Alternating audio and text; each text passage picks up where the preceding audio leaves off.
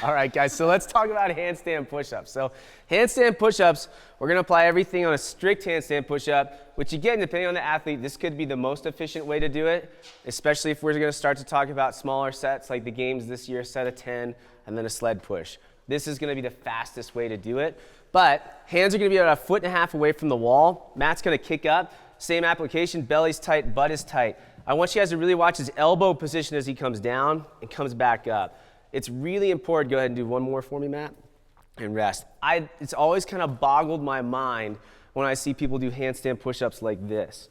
It makes no sense to me because it's a really crappy shoulder position and it's weaker. Do you guys press like this with a barbell? No, where do you press from? With elbows in front of the bar, right? So if we have our hands on the floor, our elbows are pointing back toward you guys a touch. So when Matt goes back into that position, we get a lot of help from the tricep, not just beating up our shoulders there. It doesn't have to be extreme, but his elbows are gonna go back toward you guys a bit as he presses up, okay? And you can rest. Again, really tight belly. Now, having said that, you didn't hear it from me. If you overextend, you're gonna kind of shorten your distance a little bit. So if you overextend on your handstand push-up hard, you're probably gonna shorten the range of motion a little bit. And also, if you overextend as you press and then lock out, what are you doing? You're decreasing the load at the bottom and then finishing it off with your abs at the top. Does that make sense what I'm saying? So if Matt does that, so if he goes down to the bottom of his push-up and he does, go ahead and go down, overextend as he presses up and then locks the hip out up top, that can be helpful for some athletes. For the bigger dogs, you'll see people do that. Now, is it efficient? No. I don't think so. Tight belly, tight butt is always gonna be the most efficient thing. Usually what's gonna happen is if my hands are set up straight ahead, it's going to be harder for me to get those elbows moving backwards. So if you go thumbs forward, I'm gonna be loading those triceps a little bit easier. Thumbs towards the wall? Yeah, because then now I'm here, okay. Just like a bench press. Okay, so better. Let's try to squeeze your elbows straight back towards this finger. Better. You're not going to do a jerk like this, right? You're going to do a jerk with your elbows in front because it's the most supportive position. So you're going to try to load yourself so that you're back in this position. Good, Katie. Yep, that's it. Nice job. Those completely fucking suck. And next thing we're gonna talk about, guys, is the kip. So kipping, again, is something that for an athlete that maybe has a bunch of strict handstand push-ups could resort to as they got more fatigued. Or for you bigger guys, it might be something that you go to after 5 or 6 reps. So you need to know how to do it regardless of where you are. But for kipping, the same rule applies, but I would say that you guys should have your hands farther away from the wall now. And the only reason why is when we see people kick into the wall, if you guys, what's the rule typically at the top of the handstand push-up? Heels have to be against the wall. So a lot of athletes, if you guys are too close to the wall, you guys see the ones that kick up and then they fall back before their feet are on the wall. So when you guys kick, you want to think not just kick up, but kind of kick back into the wall. So as Matt kicks up into his regular handstand, might have done a couple now, he's tired, he comes down, still keeps tight, presses, but you can see how even he's overextending as he comes up. Still not super efficient, but he's getting his feet back to the wall. So I would play around with distance from the wall on the position with your hands, because you guys do need to kick into the wall. Justin, try, you don't have to do it again, but when you do it, try to get your hips extended before your feet hit the wall. You know how your feet hit the wall and then you kind of get glued to the wall and you have to finish the press? Yeah, where if you can kick and press, you won't have the friction of the wall and mess with it. And the more you bring your knees to your chest, the more you're gonna be able to use that hip. Be thinking about that. You'll have to, I told Justin you want to extend up and then back.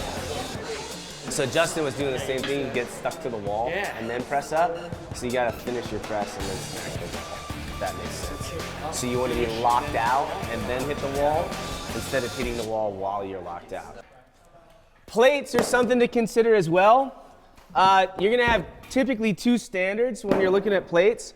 One is gonna be that your hand has to just be on the plate. If that's the case, what should you do?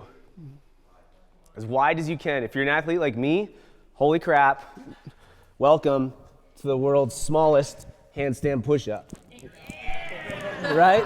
So if that's the standard, let it rip, right? If it's not the standard, typically you're gonna see hands on top of the hole. There you go, yep. So Dave's like, yeah, get that right. So go ahead and hop up there, Matt. Same thing's still gonna apply though, guys.